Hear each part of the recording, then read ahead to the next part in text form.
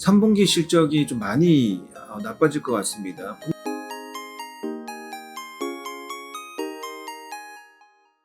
안녕하십니까.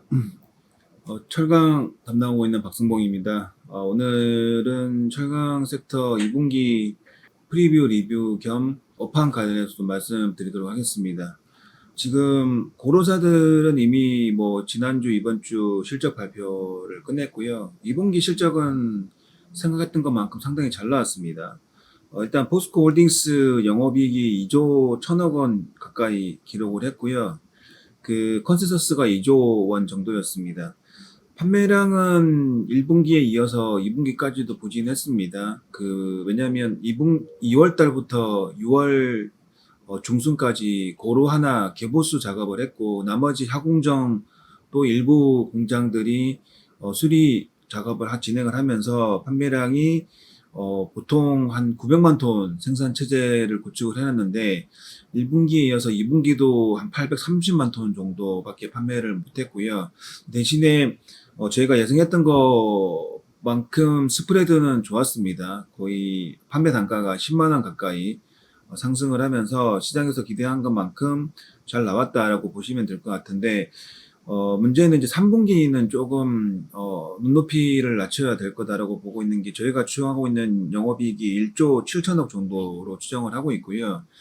고로 개보수가 끝났기 때문에 판매량은 다시 이제 거의 800만 톤 후반, 거의 900만 톤 가까이로 회복이 될 걸로 예상을 하고 있지만, 그 스프레드가 좀 축소가 될 것 같습니다. 철강 원재료 가격이 5월 달부터 수입 가격 기준으로 좀 많이 빠지긴 했는데 3분기까지는 그 2분기 가격의 재고들이 투입이 될 예정이기 때문에 2분기에도 원가는 올라올 걸로 예상을 하고 있습니다. 근데 판매 단가를 글로벌 철강 가격이 지금 최근에 5월달, 6월달 좀 많이 빠졌기 때문에 이런 부분들이 반영이 돼서 7월달부터 유통가격 기준으로 가격 인하를 발표를 했습니다. 그래서 ASP가 좀 빠지면서 스프레드가 좀 축소가 될 걸로 예상을 하고 있습니다.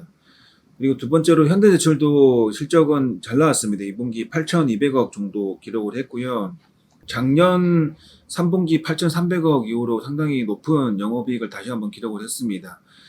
마찬가지로 판매량은 생각보다 그렇게 좋지는 않았는데, 고로든 전기로든 어쨌든 공격적인 가격 인상을 통해서 10만 원 가까운 가격 인상을 통해서 스프레드가 확대가 되면서 상당히 좋은 실적을 기록을 했다라고 보시면 될 것 같고요.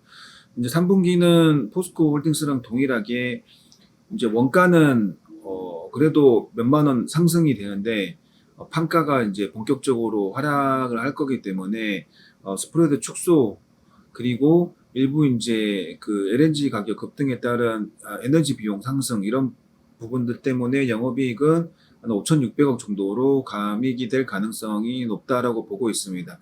저희가 3분기는 조금 이제 눈높이를 좀 낮출 필요는 있지만 4분기 같은 경우 본격적으로 원재료 투입 단가가 빠지는 구간입니다. 근데 판매 단가를 3분기 때 어느 정도 이미 인하를 시키는 상황이기 때문에 4분기 때 가격을 더 추가로 시키지는 않는다라고 가정을 해보면 3분기는 다시 이제 스프레드가 확대가 되면서 QOQ로 증익 구간으로 접어들 가능성이 높다라고 보고 있고요. 뒤에 또 말씀드리겠지만 저희는 올해 가을철로 가면 갈수록 중국 철강 가격도 반등을 할 가능성이 높다라고 보고 있기 때문에 4분기 추가 가격 인하 가능성은 좀 낮게 보는 게 맞지 않나라고 판단을 하고 있습니다.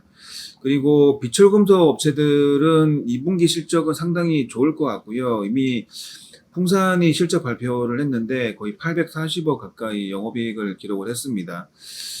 그리고 고려아연도 3,600억 정도 영업이익을 저희가 예상을 하고 있는데요. 문제는 금속 가격이 2분기 때 많이 올랐지만 5월달 고점으로 해서 6월달, 7월달에는 좀 큰 폭으로 조정을 기록을 하고 있고요. 저희가 봤을 때 최근에 미국이 금리 인상을 계속 하고 있는 상태이기 때문에 추가적으로 금속 가격 조정 가능성도 있다라고 보고 있습니다. 그래서 3분기 실적이 좀 많이 나빠질 것 같습니다. 풍산 같은 경우는 2분기 대비 거의 이익 규모가 한 절반 정도 아래로 떨어질 것 같고요. 고려아연도 20% 가까이 QOQ로 감액될 가능성이 높다라고 보고 있습니다.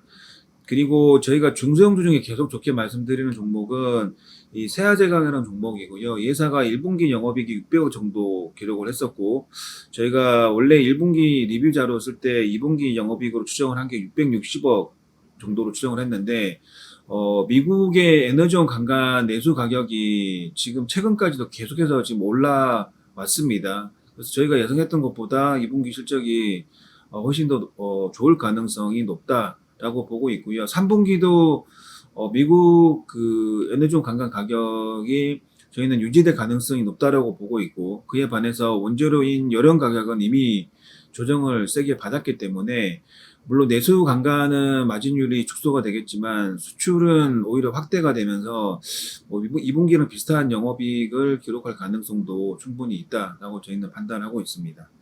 업황 관련해서 말씀드리면, 지금 이제 글로벌 철강 가격이 올해 3월 달부터 많이 올랐다가 최근에 이제 5월 달, 6월 달에는 다시 또 많이 빠졌습니다. 올해 2분기 때 상승했던 부분들을 대부분 다 반납을 했고요.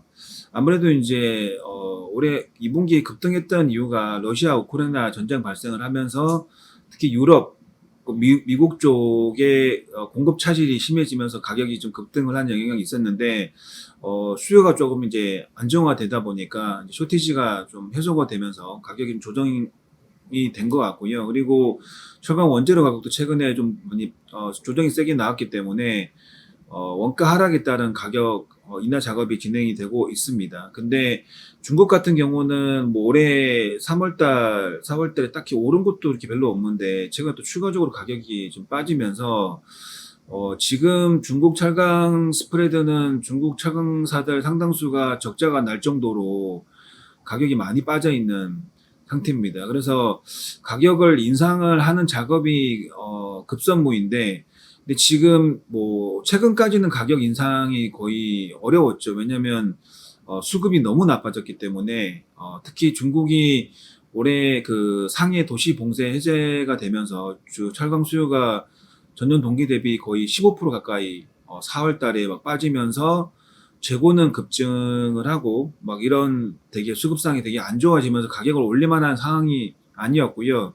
저희가 상해 도시 봉쇄 해제만 되면 그래도 수요가 살아나면서 가격이 좀 올라갈 거라고 기대를 했지만, 그것도 제가 좀 잘못 예상을 했던 게 이 봉쇄 해제라는 단어에 좀 포커스를 많이 맞춘 것 같습니다. 정부가 도시 봉쇄 해제를 하겠다라고 발표를 했지만 실질적으로 뭐 상해 말고도 나머지 도시들 같은 경우 계속 확진자가 나오고 있으면서 봉쇄가 되고 해제가 되고 이런 게 반복이 되면서 이 도시 간의 물류 이동이 여전히 정상화가 안 되고 있습니다. 그리고 5월 달부터 최근까지도 중국 남부 지역에 폭우가 계속 지속이 되고 있는 상태이기 때문에 건설 중심으로 철강 수요가 여전히 상당히 부진한 상황인 것 같습니다. 그래서 수급 상황이 워낙 안 좋기 때문에 중국 철강 회사들이 가격을 올릴 만한 그런 여건이 안 되고 있는 것 같아요. 근데 저희가 봤을 때는 올해 가을철이 되면 어쨌든 이 폭우 날씨 이슈는 자연적으로 해소가 될 걸로 예상을 하고 있고요. 그리고 지금 중국이 그나마 다행인 건 인프라 수요는 조금 확실히 좀 회복이 됐습니다. 근데 부동산이 여전히 안 좋은데, 최근에는 뭐 부동산 디벨로퍼들 얘기들이 다시 좀 우려들이 발생을 하고 있는 것 같아요. 기사들을 보면은. 근데 오히려 그로 인해서 중국 정부가 부동산 시장에 대해서 규제 완화 가능성도 좀 있다라고 보고 있고, 추가 인프라 중심의 경기 부양책 발표 가능성도 저희는 충분히 있다라고 보고 있기 때문에, 가을철로 갈수록 어쨌든 날씨 이슈 해결이 되고 봉쇄 완화도 점점점 추가적으로 진행이 되면서 정부 정책 효과까지 발휘가 될 걸로 보고 있기 때문에 철강 수요는 좀 분명히 살아날 수 있다라고 저희는 여전히 기대를 하고 있고요. 그렇게 되면은 당연히 중국 철강 회사들은 본격적으로 가격 인상을 할 거다라고 보고 있습니다.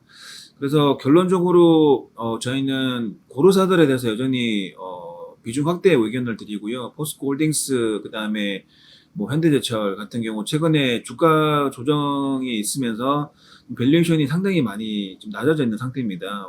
포스코 홀딩스는 PBR 기준에 0.4 4배가 채 안 되고 현대제철은 0.3배가 채 안 될 정도로 주가가 좀 저평가 구간이라고 저희가 판단하고 있고요.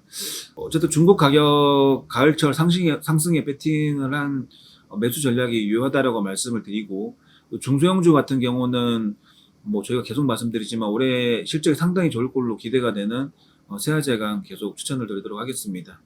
이상으로 최강 쪽 발표 마치도록 하겠습니다. 감사합니다.